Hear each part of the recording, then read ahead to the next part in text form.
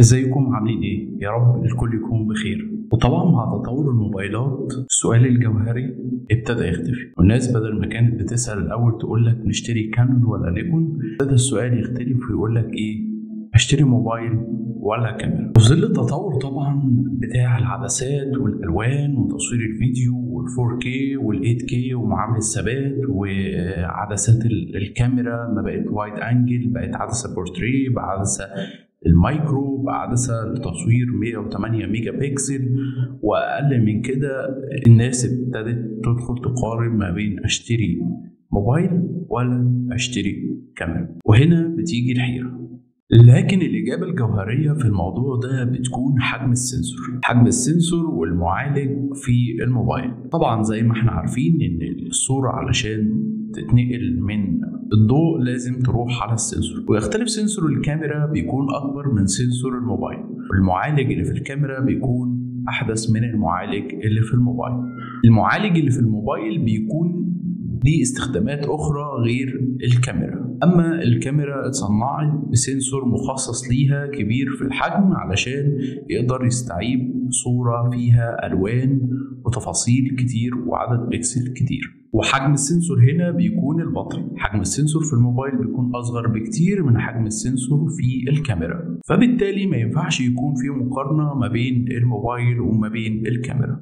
طبعا الموبايل بيوفي احتياجاتك في حاجات كتير جدا، هو معاك في أغلب الوقت، تقدر تصور صورة، تقدر لو في مكان تاخد صورة الحدث أو في فرح أو في مناسبة أيا كان المناسبة إيه، تقدر تاخد صورة جميلة، بس طبعا مفيش مقارنة ما بين الموبايل وما بين الكاميرا نهائي.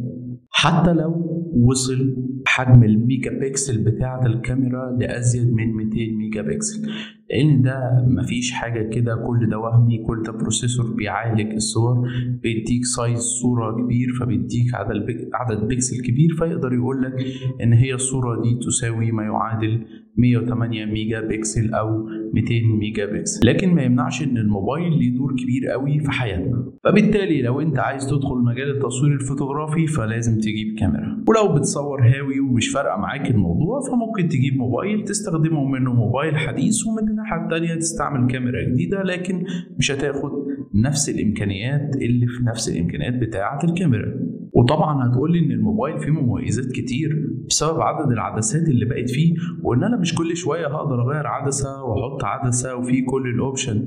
لكن احب اقول لك ان اي حاجه فيها كل حاجه ما بتكونش بكل الكفاءه. ليه؟ علشان هي ما اتصنعتش للحاجه دي خصيصا، فبالتالي ما بتلاقيهاش بنفس الكفاءة الحاجة اللي اتصنعت خصيصا لتصوير نوع معين من التصوير. لو هنقول تصوير المايكرو فاحنا بنقول محتاجين عدسة 105 برايم، ومحتاجين بادي يكون كويس علشان نقدر نطلع صورة كويسة. مش معقول هتكون العدسة اللي في الموبايل اللي فيه كل الإمكانيات دي بتطلع نفس الإمكانيات اللي مثلا ثمنها ممكن يتعدى 30 و40 ألف جنيه لموبايل ب5-6 آلاف جنيه، أو لو هنقول ب10 آلاف جنيه. فما فيش وجه مقارنة.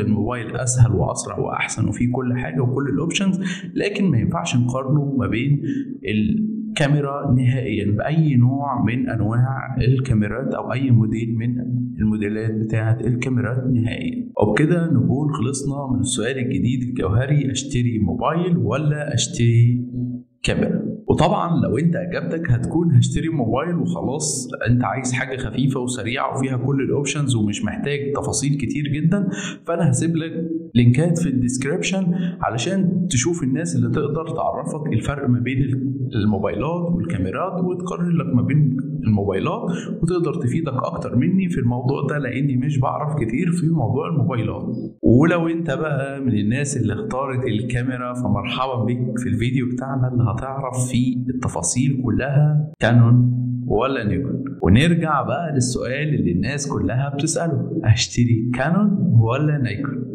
كانون ولا نيكون؟ كانون ولا نيكون؟ السؤال ده حير ناس كتير جدا جدا جدا جدا لسه بادئه في المجال. وطبعا الإجابة بتاعت أي شخص في المجال هيقول لك كده أول ما تسأله السؤال ده، يقول لك لو أنت هتصور فيديو يبقى هات كانون على طول، ولو أنت هتصور فوتوغرافيا هات نيكون على طول وما تفكرش. لكن أنا بشوف من وجهة نظري إن إحنا ما ينفعش نقارن شركتين ببعض، لكن اقدر اقارن شركه واحده بموديلات مختلفه. يعني مثلا هنقول في النيكون اقارن ما بين الدي 750 والدي 810، لكن ما ينفعش اروح اقارن كانون بنيكون، لان طبعا السيستم والبادي واختلاف الفانكشن والتولز اللي في البادي بتختلف من شركه لشركه، فما ينفعش نهائيا اني اقارن ما بين شركتين مختلفين واقول انهي احسن. دي بتكون على حسب انت رغبتك في الشراء، ورغبتك في الشراء بتتحدد عن طريق احتياجاتك. اول حاجه في الاحتياجات بتكون الباكج، الفلوس اللي معاك. انت معاك فلوس قد ايه؟ يعني انت محدد داخل مجال التصوير الفوتوغرافي، اذا كنت هاوي او اذا كنت محترف، انت داخل هتشتري كاميرا في حدود بادجت مثلا 10,000 20,000 30,000، ومن هنا بتبتدي تحدد ايه الامكانيات اللي هتكون في الكاميرا المناسبه اللي معاك. ونيجي لتاني حاجه في تحديد نوع الكاميرا، انت هتستخدم الكاميرا دي في تصوير ايه؟ لاننا كلنا احنا عارفين ان كل الكاميرات بتبقى محتاجه اكسسوارز معاها. الاكسسوارز دي اللي هي العدسات، انت بتشتري بادي ويكون معاه العدسه الكيت بتاعتها اللي هي مثلا 18-55. تحديدك لنوع التصوير او استخدامك للكاميرا هيوفر عليك كتير جدا جدا، اذا كان في المصاريف او في اختيار نوع الكاميرا. لو انت مثلا هتصور مناسبات وافراح فانت محتاج تحدد انت محتاج ايه الامكانيات من الكاميرا. ولو انت هتصور تصوير رياضي بتكون محتاج حاجه تكون فيها الفوكس سريع، وتكون محتاج حاجه فيها الشطر بتاعها سريع. ولو انت هتصور مايكرو هتكون محتاج عدسه معينه. ولو انت هتكون محتاج تصور معماري هتكون محتاج عدسه وايد انجل. فتحديدك للهدف بتاعك والامكانياتك ده بيسهل عليك الموضوع جدا جدا جدا. اما بقى عن انواع الكاميرات اللي ملهاش حصر في الموضوع ده، يعني هنقول الكاميرات السوني والكاميرات الفوجي واللايكا والكانون والنيكون وكاميرات كتير جدا وانواع كتير، وكاميرات الاكشن اذا كانت الجو برو او ال 360. الكاميرات والانواع كتير، فتحديدك انت هيحدد انت رايح فين وجاي منين ومحتاج ايه. وطبعا هنا امكانيات الكاميرا بتكون معاك اكتر واحسن وفيها تفاصيل كتير جدا جدا جدا جدا تقدر تستغلها في تصوير انواع كتير. ولو انت بقى واحد هاوي وما عندكش لسه افكار عن الحاجات دي كلها وانت بتحب التصوير، فانا بنصحك ان انت تشتري كاميرا تكون مناسبة فئة سعرية متوسطة، وتكون معاها عدسة الكيت او العدسة اللي بتيجي مع الكاميرا اللي هي 18-55. تبتدي تصور وتبتدي تعرف انت محتاجها في ايه او هتطور نفسك في ايه او حبك فيها ليه. كلنا بنبدأ في الاول ان احنا بنصور كل انواع التصوير، وبعد كده نبتدي نحب البورتريت، نبتدي نحب الستريت فوتوغرافي، نبتدي نحب لا احنا عايزين نصور ويدنج، لا احنا عايزين نصور اطفال، لا احنا حابين نتصور تصوير رياضي، لا احنا بنحب التصوير الصحفي. وهنا بقى بتبتدي لما بتتعلم شوية وبتبتدي تاخد خبرات بتبتدي تعرف انت محتاج ايه. فالنصيحة لو انت مش عارف ابتدي قرر شوف صحابك اللي حواليك بيستعملوا ايه. يعني لو صحابك اغلبيتهم معاهم بادي نيكون ومعاهم عدسات نيكون، فانا برشح لك ان انت تشتري البادي بتاعك يكون نيكون. ليه؟ لان ده هيوفر لك ان انت تقدر تجرب اكتر من عدسه في خلال ان اصحابك اللي حواليك اللي مرتبطين بيك ودايما بتخرجوا مع بعض وتصوروا، فبالتالي هيبقى عندك سهوله ومرونه ان انت تجرب اكتر من عدسه وتجرب اكسسوارز كتير بتاعه نيكون. وعلشان ده بيكون تمنها غالي فبالتالي ده بيسهل عليك ان انت تعرف وتحدد انت محتاج ايه. لكن ما يكونوش صحابك كلهم اغلبيتهم بيصوروا بكاميرا نيكون وانت تروح تشتري كانون، فما تعرفش تستخدم العدسات اللي معاهم خالص وما تعرفش تستفاد بيها.